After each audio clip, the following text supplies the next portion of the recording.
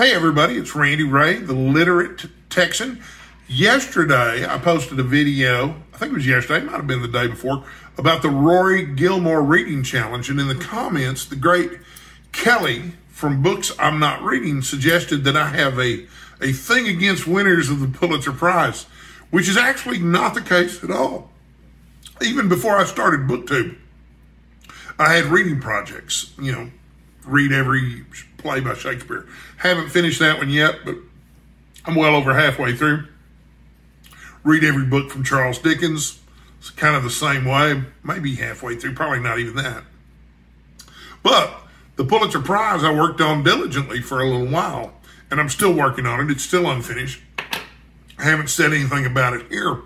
But anyway, I thought it'd be interesting. There have been almost 100 books that have won the Pulitzer Prize for fiction, which used to be called the Pulitzer Prize for the novel. And they'd written a plan of the award. I'm looking at Wikipedia here, that said that the prize was given, and I quote, annually for the American novel published during the year, which shall best present the wholesome atmosphere of American life and the highest standard of American manners and manhood. Boy, that's not going to go far today, is it? I guess even in the 20s, they replaced the word wholesome with the word whole. And then they deleted the line about the highest standard of American manners and manhood in 1929. I guess even then, that was just a little bit too sexist. They were probably ahead of their time. And then they changed the emphasis again in 36. And I quote, a distinguished novel published during the year by an American author, preferably dealing with American life.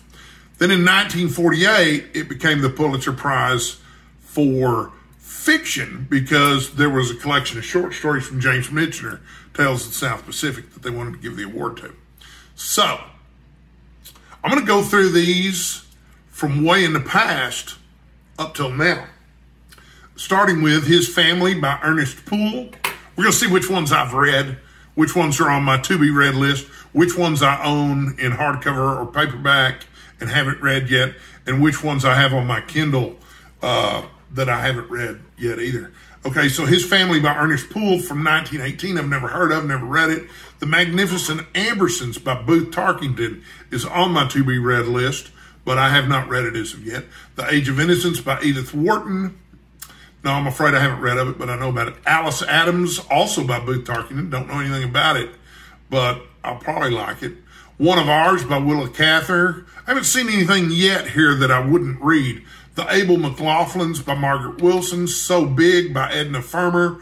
Aerosmith by Sinclair Lewis. Of course, you say Aerosmith out loud these days, you think of the rock band, but it's spelled A-R-R-O-W. So I guess it's about somebody who makes arrows. I don't know yet. This is just during the 1920s, by the way. Early Autumn by Louis Bromfield. Haven't read. The Bridge of St. Louis Ray. Thornton Wilder, no. Scarlet Sister Mary, Julia Peterkin. I have so much to look forward to here. Laughing Boy by Oliver Lafarge. Years of Grace by Margaret Eyre Barnes.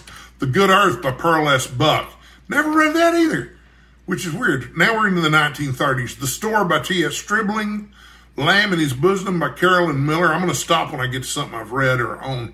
Now in November by Josephine Winslow Johnson, no. Honey in the Horn by Harold Davis, no. Gone with the Wind by Margaret Mitchell. I have on my Kindle. It is high on my to-be-read list. I was going to read it for BookTube at War, but again, I was too ambitious this year. The Yearling by Marjorie Kennan Rawlings, I have not read. The Grapes of Wrath by John Steinbeck holds a special place in my heart because I've read it half a dozen times. But it was one of the, along with The World According to Garp, it was one of the first adult novels that I ever read. I was probably 11 or 12 years old. I was really into The Lord of the Rings at the time, so reading fiction about, actual historical fiction like that was really interesting to me. Now we're slipping into the 1940s. In This Our Life by Ellen Glasgow. Dragon's Teeth by Upton Sinclair. Journey in the Dark by Martin Flavin. A Bell for Adonal by John Hersey. All the King's Men by Robert Penn Warren. I have a beautiful early collector's edition of that in a slipcase. I wish I'd brought it over here to show during the video, but it is on my to-be-read list right now. But it's also one of my favorite novels. I've read it 2 or 3 times before now. It's terrific. Tales of the South Pacific by James Michener. Guard of Honor by James Gould Cozzens. The Way West by A.B. Guthrie. The Town by Conrad Richter. The Caine Mutiny by Herman Wouk. The Old Man and the Sea by Ernest Hemingway. I read it. I like it. Don't love it, but I don't hate it. You know what I mean? So far, I haven't come across anything on here that it's like, ooh, I'm not going to read that. So, A Fable by William Faulkner. No, I haven't read any Faulkner, really, except maybe, I don't think I've read any. Andersonville by McKinley Cantor, no. A Death in the Family by James Gee, no. The Travels of Jamie McPheeters. It's a great title, Robert Louis Taylor, and we're just about finished. That was the end of the 1950s. Now we're starting on 1960s, Advise and Consent by Alan Drury. I have an Alan Drury novel in there, but it's not Advise and Consent. To Kill a Mockingbird by Harper Lee is a book that I revisit annually along with The Great Gatsby, so I've read it several times. The Edge of Sadness by Edward O'Connor.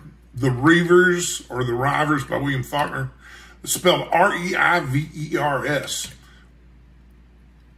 The Keepers of the House by Shirley Ann Grau. Collected Stories by Catherine Ann Porter. The Fixer by Bernard Malamud. I'd sure like to read that one. I will read that one. Good Lord willing. The Confessions of Nat Turner by William Styron. Housemaid of Dawn by N. Scott Momaday. Collected Stories by Gene Stafford. That's 1970. And apologies if I'm mispronouncing anything here, because I probably am. Angle of Repose by Wallace Stegman. There's a lot of books here I haven't read. The Optimist's Daughter by Eudora Welty, no. The Killer Angels. I got about halfway through that for BookTube at War, but didn't finish it. But it's not on it's like, I guess it's not really a DNF because I'm coming back to it. Humboldt's Gift by Saul Bellow. Elbow Room by James Allen McPherson. Stories of John Cheever. That's 1979. By the way, I really like The Killer Angels, but I was having a little trouble following it.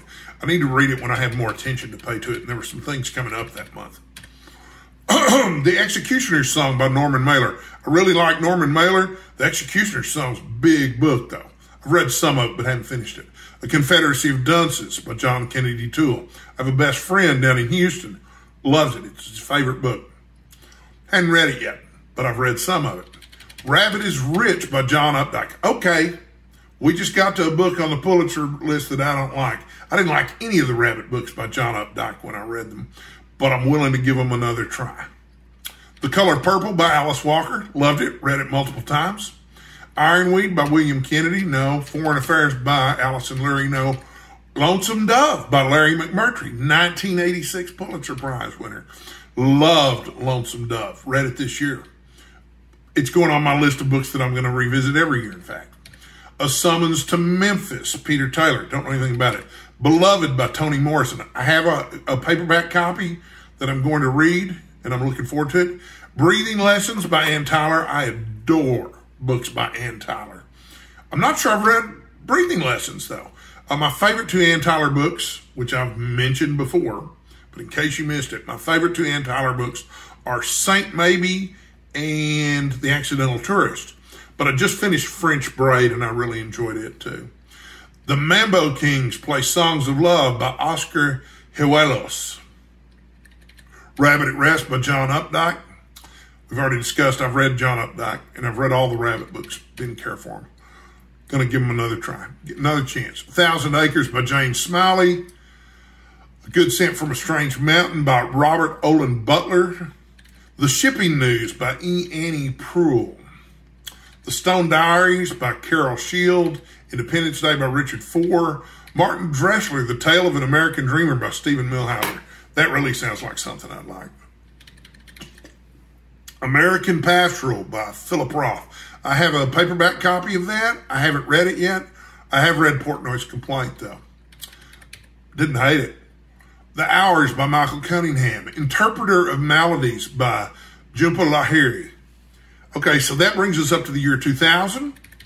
The Amazing Adventures of Cavalier and Clay. I have no idea why I haven't read this book by Michael Shimon yet, but I want to. Empire Falls by Richard Rousseau. Absolutely adore Richard Rousseau and Empire Falls. It's a terrific novel. I think Richard Rousseau might be my favorite novelist still working today. Middlesex by Jeffrey Eugenides, The Known World by Edward P. Jones, Gilead by Marilyn Robinson, March by Geraldine Brooks, The Road by Cormac McCarthy. The Road is a book that I read with my book club when I owned my all-horror bookstore. And we read that. I opened in 2008. I'm sure our book club read it in 2008, so it's still relatively new at the time. It was at once one of the scariest, most pessimistic and depressing books I've ever read. But I liked it. I thought it was extremely well written. I can't seem to finish that Western that he wrote. The one that came out in 1986. Blood Meridian. I can't seem to work my way through that. It's a tough one for me. The Brief Wondrous Life of Oscar Wilde by Junot Diaz. Okay, so I've read the first 3 or 4 chapters of that. I don't remember why I went away from it, but I still have it, and I'm going to finish it. Olive Kitteridge by Elizabeth Strout. Oh my God, it was so great. I've got it in hardcover in there, and I've got the sequel. I think it's called Still Olive, which I haven't read yet. But I read and loved Olive Kitteridge, and I love the miniseries on HBO. Also, the miniseries for Empire Falls on HBO is really good, too. Although I guess it's not HBO anymore. I guess now it's Max. What a dumb rebranding that was, but that's a whole other video. Tinkers by Paul Hardy. No. A Visit from the Goon Squad by Jennifer Egan.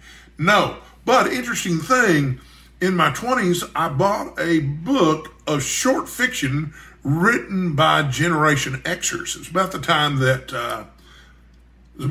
that Generation X by Douglas Copeland had come out. And so everybody's putting Generation X on the book.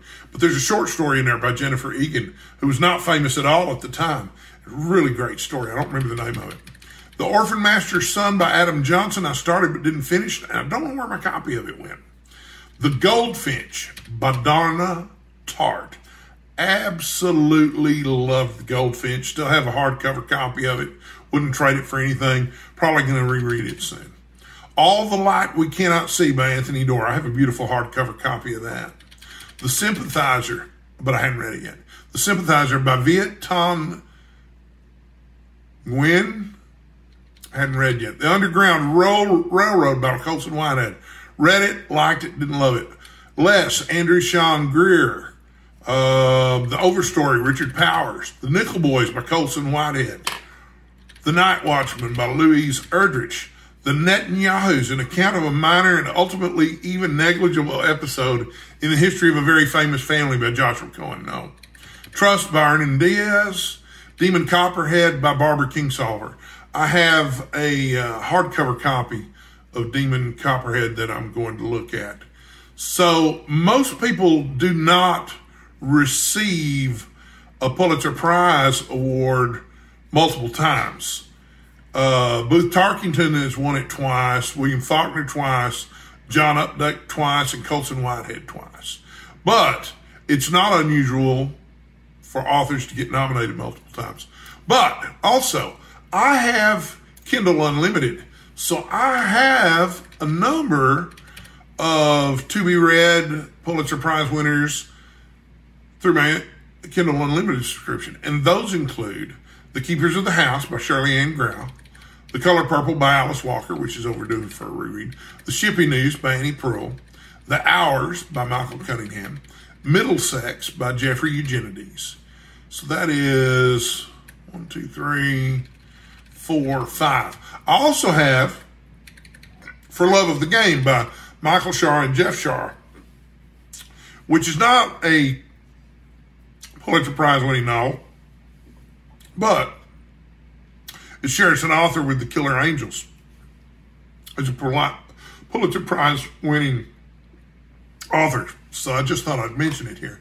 I didn't count anything when I was doing this video, but I did want to demonstrate that I don't have anything against the Pulitzer Prize winning novels. I'm just not nearly as well read as I'd like to be. You know, my misspent youth in my 20s and 30s where I was drinking all the time really cut back on my reading time. So there you have it. Anyway, Kelly at Books I'm Not Reading is one of my favorite booktubers. If you're not subscribing to her channel, you definitely should. She's lovely and delightful and well-spoken, and I always come away from her videos with a smile on my face, which is not something I can say about some of the other booktubers that I really like to watch, but I have different reasons for liking them. Until my next video, stay hydrated, stay sexy. Thank you so much for watching.